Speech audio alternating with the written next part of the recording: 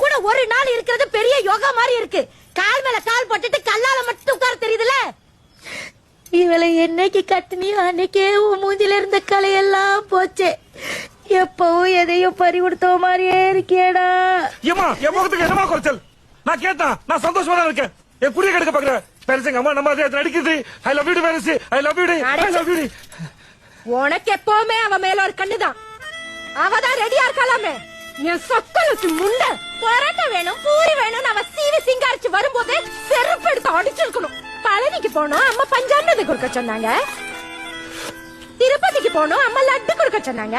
குடும்பச்சி திருச்செந்தூருக்கு போனோம், அம்மா துண்ணூர் கொடுக்க சொன்னாங்க.